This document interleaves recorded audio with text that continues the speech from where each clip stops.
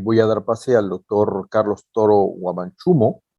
Él expondrá la investigación con título Diferencias de género en síntomas depresivos y ansiosos durante la primera etapa de la pandemia por la COVID-19, un estudio transversal de América Latina y el Caribe.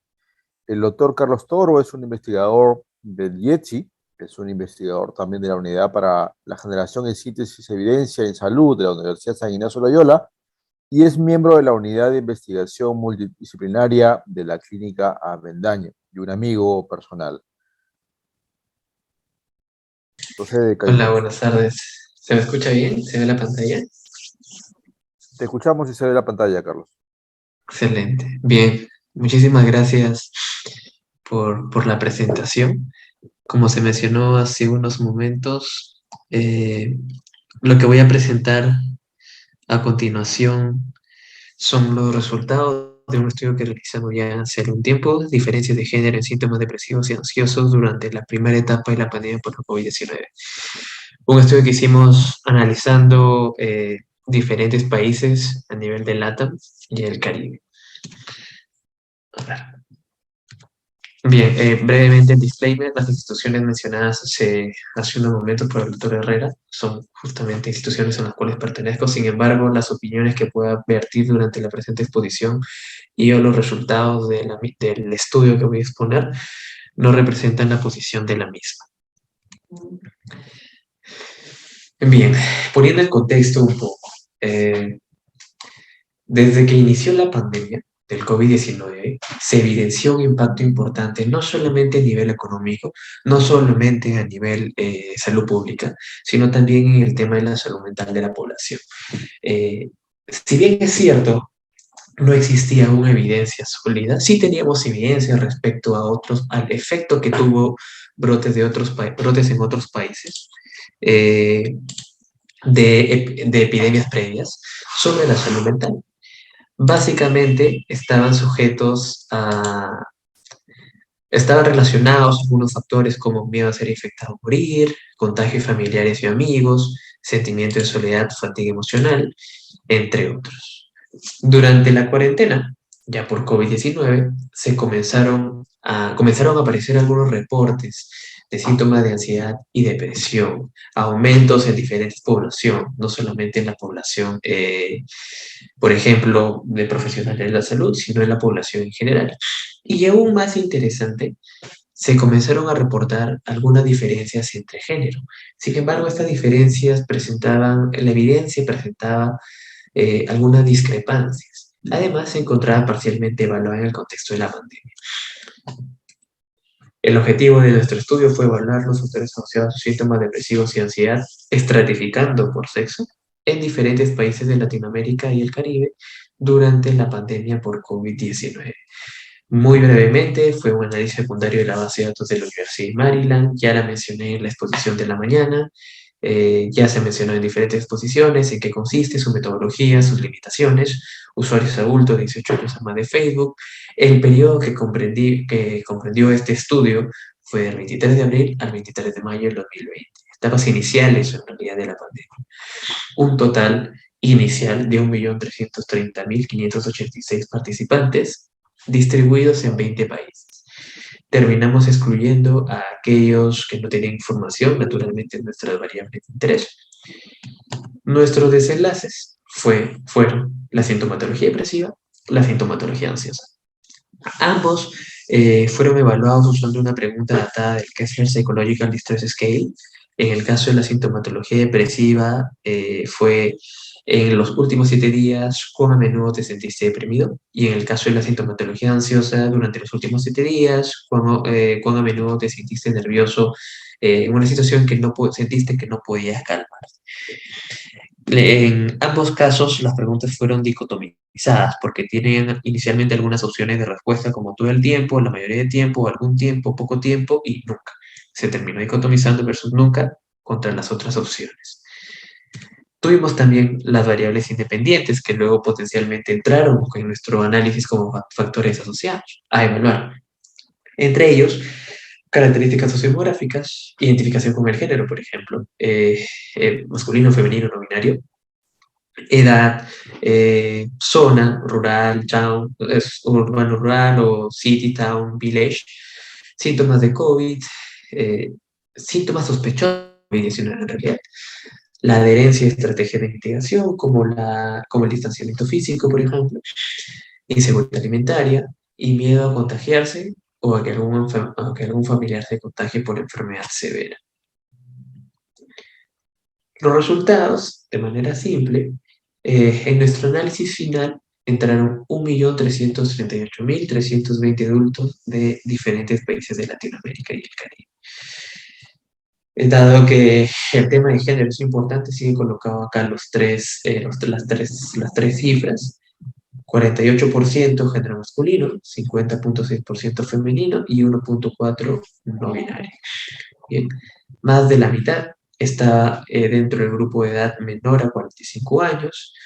Casi 2 de cada 10, participantes reportaron haber tenido en algún momento síntomas sospechosos de COVID. Y respecto a nuestros desenlaces de interés, vimos que la prevalencia de síntomas de ansiedad fue de 44%, casi 4 de cada 10, y depresión 46.6%, casi 5 de cada 10. Las siguientes tablas no tienen intención en realidad de ser presentadas y marearnos, simplemente lo que quiero ver, porque más adelante lo voy a terminar explicando, es cómo se fueron cambiando la significancia respecto a los factores asociados evidenciados.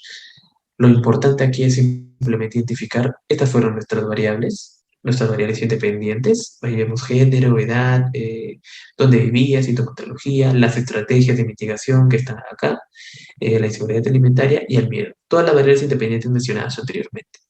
Toda esta tabla corresponde a los factores asociados en la población en general.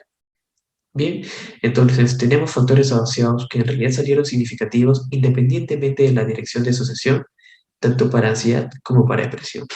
Nuevamente, está toda la población en general.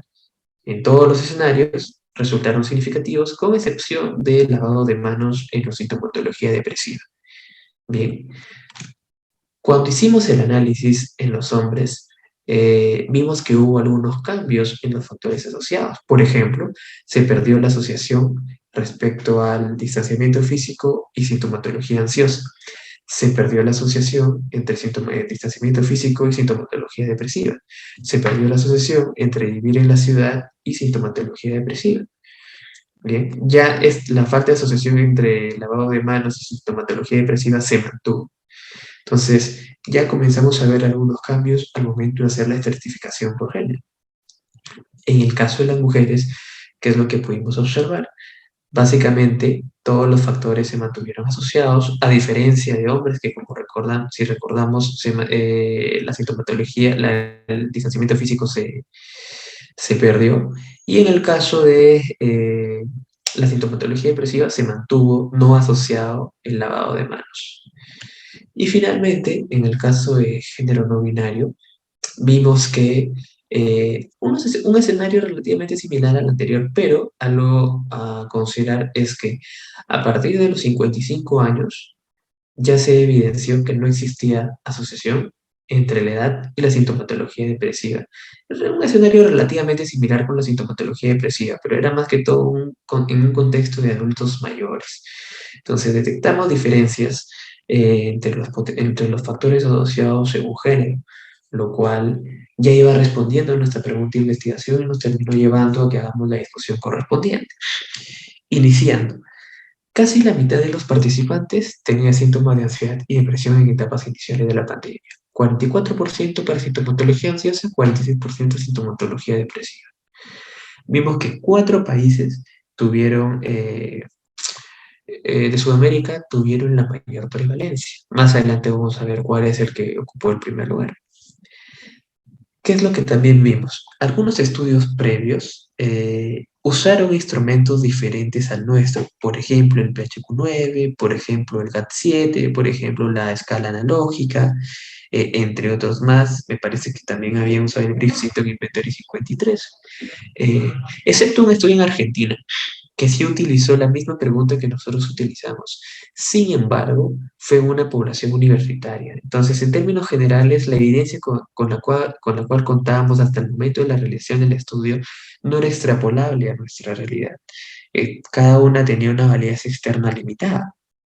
Entonces, eso va por un lado. Y otro punto es que, en cuanto a los estudios previos, el género se había abordado como un potencial factor asociado, pero no se había realizado la estratificación correspondiente. Bien, a excepción de un estudio realizado en adultos españoles, sin embargo, estratificó por género hombre-mujer, ¿sí? Sin embargo, no consideró el género binario, que como hemos visto hace unos momentos, tiene también sus particularidades respecto a los factores asociados. En primer lugar, ¿a qué se pueden deber las diferencias que encontramos? Así como existen diferencias entre las prevalencias, también en realidad existen diferencias respecto a los factores asociados. ¿Por qué? Por ejemplo, diferentes economías, diferentes aspectos socioculturales, diferente respuesta gubernamental a la pandemia de COVID a nivel de Latinoamérica, diferente disponibilidad de recursos y diferente acceso a atenciones de salud. Solamente por dar un ejemplo. A esto también se le sumó que la diseminación a nivel de LATAM fue en realidad heterogénea, lo cual también pudo terminar repercutiendo en la sintomatología. Mencionamos hace algún momento que encontramos algunos países que tenían la mayor prevalencia reportada de esta sintomatología, y esto lo vimos principalmente a nivel de Bolivia. ¿Cuáles podían ser las potenciales explicaciones a que Bolivia encabece el país con mayor frecuencia absoluta y con mayor frecuencia relativa de sintomatología ansiosa y depresiva? Dentro de lo que revisamos era que de por sí Bolivia es uno de los países que tiene a nivel de Latinoamérica la mayor frecuencia de admisiones hospitalarias por causas psiquiátricas. Una de las razones principales son, por ejemplo, el abuso de sustancias, que incluye también el alcoholismo, naturalmente. Es más, el alcoholismo constituye el 90% de este tipo eh, de admisiones. También existe una alta prevalencia de violencia doméstica. A esto se le suma, en realidad, que eh, el tema de promoción, el tema de guías, el tema de políticas relacionadas a la prevención, tratamiento y rehabilitación en salud mental, aún está limitada. No solamente desde el punto de vista de promoción, sino también desde el punto de vista de recursos. Ya viendo el tema de diferenciación según género, ¿qué es lo que encontramos? En hombres, la adherencia al distanciamiento físico se asoció con una menor prevalencia de sintomatología depresiva y ansiosa. Ahora, esto es importante tener en cuenta porque podríamos ver, ya en realidad vemos diferentes escenarios, o vimos diferentes escenarios durante la pandemia respecto a género, hablando en términos generales. Por ejemplo, estaba reportado que los hombres en realidad eran las personas o era el género que tenía una menor adherencia al cumplimiento y distanciamiento físico, a comparación, por ejemplo, de las mujeres. Vimos también que durante la pandemia existían reportes que sugerían que si bien había tanto mujeres como varones que tuvieron que trabajar, la frecuencia, los reportes, las estadísticas indicaban que los hombres eran en realidad los que en su mayoría tuvieron que continuar trabajando en un ambiente fuera del hogar. Es decir, y bueno, naturalmente esto se le suma que existen estadísticas relacionadas a la prevalencia de trastorno de salud mental cuya frecuencia apunta más a las mujeres. Y esto está relacionado con este segundo cuadro. Eh, la población que en realidad representa la minoría desde el punto de vista de género, ojo, según la literatura, usualmente está expuesto a factores contribuyentes a problemas de salud mental. Bien, esto incluye también a la población de género no binario, por las diferentes situaciones, los diferentes contextos, a diferentes estresores a los cuales está expuesto esta población. Una otra diferencia en particular que evidenciamos según género es que, como vimos, en el género no binario, la asociación entre la edad y la menor prevalencia de síntomas depresivos se perdía a medida que iba aumentando la edad, sobre todo en adultos mayores. Y esto fue un escenario interesante porque si bien el onset inicial o el inicio usual de la sintomatología depresiva y ansiosa es en la adultez temprana, en los adultos jóvenes, nuestros resultados podrían deberse potencialmente a lo que se reporta en algunos estudios, que es una falta de identificación con el género no binario en adultos de mayor edad. Por otro lado, vimos también diferencias entre género no binario y tanto hombres como mujeres. Y básicamente ahí estuvo la asociación entre vivir en ciudad y una menor prevalencia de síntomas depresivos y ansiosos. No encontramos en la población de género no binario, tratando de hacer una búsqueda profunda al respecto, porque como se comenta, no existe mucha literatura al respecto. Se evidenció que había algunos reportes en los cuales los individuos identificados con este género que vivían en zonas rurales tenían eh, mucha mayor probabilidad de restringir sus expresiones de género, lo cual podía representar una potencial explicación. Finalmente, como conclusión, 4 de cada 10 y aproximadamente 5 de cada 10 participantes del estudio tuvieron síntomas de ansiedad y depresión respectivamente. Eh, Se evidenció una mayor prevalencia de la sintomatología tanto depresiva como ansiosa en las mujeres y en aquellos identificados con género no binario, y como observamos, estos síntomas y factores asociados variaron y según género. Ya no he entrado a tallar al tema de limitaciones, porque son las mismas que se han reportado con los diferentes estudios anteriormente expuestos, relacionados a la metodología aplicada, relacionados al instrumento aplicado, relacionados a los problemas de falta de inferencia causal por ser un diseño transversal, relacionados al sesgo de información, particularmente con el tema de identificación de género, pero de todas maneras fue una visión panorámica inicial, porque hasta ese momento no existían estudios de este tipo a nivel de toda Latinoamérica, por lo cual tuvo su impacto correspondiente y llegó a ser publicado en la revista que ahí se precisa. Bueno, si no hubiese ninguna pregunta, eso sería todo por mi parte. Igual estoy dejando ahí mi información de contacto y, por si hubiese alguna duda relacionada a la exposición o igual presto para colaborar en algunos estudios que se puedan dar. Muchas gracias. Muchas gracias, doctor Carlos Toro, por su excelente ponencia. ¿El público tendrá alguna pregunta que le pueden colocar en el chat, por favor? Muy bien. Si no hubiera preguntas, agradecemos la participación del doctor Carlos Toro.